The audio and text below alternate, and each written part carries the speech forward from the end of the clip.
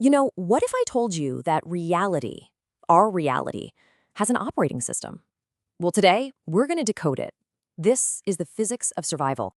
Okay, let's just jump right in. Picture this. You're coming down a highway off-ramp. You see the sign, the little yellow one, says 40 kilometers per hour. But you're feeling good, the car feels stable, you're doing 80. So what happens next? I'll tell you what happens. Physics has a very specific and completely non-negotiable answer to that question. And in moments like that, your intuition, it's a liability, honestly. Because physics is the operating system of reality, and it doesn't care one bit about what you think should happen. So think of this as your official user guide. All right, first section, the tyranny of speed. We're about to see why even tiny changes in how fast you're going can have absolutely massive, life-altering consequences. Here's the trap our brains fall into every single time. We think the danger of speeding is linear. You go a little faster, it gets a little more dangerous. Makes sense, right? Wrong. That is not how it works at all. The relationship is exponential. And you can see this brutal math crystal clear when we talk about braking distance. So let's say you double your speed, go from, say, 40 to 80. Your gut tells you, okay, I'll need double the distance to stop. Nope. You need 4 times the distance. It quadruples. It all comes down to the fact that your kinetic energy is proportional to your velocity squared. So if doubling your speed hits you with a 4x penalty, what happens if you triple it? The penalty isn't 6x. Oh no, it is 9 times the braking distance. 9. Suddenly, the length of an entire football field might not be enough room to save you. Okay, so what if you can't stop in time? Well, then a crash becomes all about managing energy. How do you spend all that kinetic energy without paying for it with your life? This is what we're going to call the currency of a crash. It really boils down to this one fundamental rule, the work-energy theorem. Let's make it simple. To stop your car, a force has to be applied over a certain distance. The total work that needs to be done is locked in by your speed. So you're left with a choice: a massive, crushing force over a very short distance, or a much smaller force over a much longer distance. And this is where modern car engineering is just brilliant. Think about an old, rigid, solid steel car. It doesn't really deform in a crash. The impact distance is tiny. We're talking about the distance your body travels as it's crushed. This means the force is just enormous, it's fatal. But a new car with a crumple zone, it's designed to accordion, to fold up, and increase that impact distance by a meter or even more. By maximizing that distance, the force that actually reaches you is drastically reduced. And that is the difference between fatal and survivable. There's a saying among accident investigators that just perfectly captures this idea. The car did its job. It died to save the passenger. All that twisted metal you see after a crash, that's a good thing. That's a sign that the physics worked for you, not against you. And airbags, they work on the exact same principle. They just play with a different variable. A crumple zone increases the collision distance. An airbag, on the other hand, increases the collision time. By turning that instantaneous, violent stop into a slightly longer, softer deceleration, it dramatically reduces the peak force that hits your head and your chest. Same idea, different approach. Okay, so let's talk about the one thing that keeps you from total chaos in the first place: friction. I like to think of it as your literal grip on reality.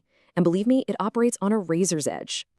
Now here's the thing. Not all friction is the same. There are 2 kinds you have to know about. Static friction, that's the good stuff. It's the powerful grip your tire has when it's rolling on the pavement. It's what lets you steer, brake, and accelerate. But if you slam on the brakes and lock your wheels, you start to skid. You've just switched to kinetic friction. And kinetic friction is much, much weaker. And worse, it gives you almost no steering control. At that point, you're not driving anymore, you're just along for the ride. This is precisely why anti-lock brakes were invented. An ABS system is basically a super fast computer that pumps the brakes way faster than any human could. Its entire job is to keep the wheels right on that edge of locking up, but never quite letting them. It fights to maintain that superior grip of static friction, which means you can stop faster and you can still steer around whatever's in front of you. And this whole idea becomes terrifyingly clear when you look at something like an SUV rollover. So a tall vehicle goes into a turn too fast. The static friction on the tires is trying to pull the bottom of the car into the turn, right? Well, this creates a toppling force. And because the SUV's center of mass is so high up, it acts like a giant lever, multiplying that force. Eventually, that toppling force just overpowers gravity's ability to hold the car down, and over it goes. It's a textbook case of physics just overpowering a vehicle's design. But look, it's not just the physics of your car you need to worry about. Sometimes the world itself fights back, using invisible forces that can have absolutely deadly consequences. Take a look at this number, 30 centimeters, a little less than a foot. What could possibly be so dangerous about 30 centimeters? Well, 30 centimeters of moving water is enough to lift and carry away most cars. It sounds completely impossible, I know, but the principle of buoyancy is just incredibly powerful. The water pushes up on the huge surface area under your car, and it lifts it. This reduces the friction holding the car to the road to almost nothing. Your 2-ton vehicle effectively becomes a boat with no rudder, totally at the mercy of the current. And here's another hidden danger: resonance. Every single structure, from a bridge to a balcony to a wine glass, has a natural frequency, a speed at which it just loves to vibrate. Now, if an outside force, like wind or even people dancing, starts pushing on that structure at its exact natural frequency, something crazy happens. The vibrations don't just add up, they grow exponentially, bigger and bigger and bigger, until the structure literally shakes itself apart. And this isn't just theory. Think about a crowd on a balcony, all bouncing in sync to a song with a heavy beat. If that beat happens to match the balcony's natural frequency, well, the structure starts absorbing energy with every single beat.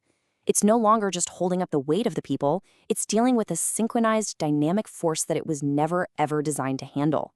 And the result can be catastrophic failure. So, after all that, where does this leave us? Well, these principles, they're not just fun facts. They actually form a new user guide for how to see the world. It's about learning to live with a physics mindset. So here's your checklist. First, squared relationships rule everything. Remember that V squared. Small changes in speed have huge consequences. Second, to survive a crash, you have to maximize distance and time. That's how you minimize force. Third, friction is finite. Your tires can brake hard or they can turn hard. They can't do both at once. Fourth, keep your center of mass low. And finally, always be wary of rhythmic forces. They are uniquely, strangely dangerous. You know, I think this quote just sums up the entire philosophy perfectly. The optimist assumes the bolt will hold. The physicist calculates that it will, but stands out of the line of fire anyway. It's about respecting that the laws of nature are absolute, while also knowing that there are always variables you just can't see. So there you have it. You have the user guide. The operating system has been at least partly explained. So my question for you is, what's the first risk you're going to recalculate in your own life?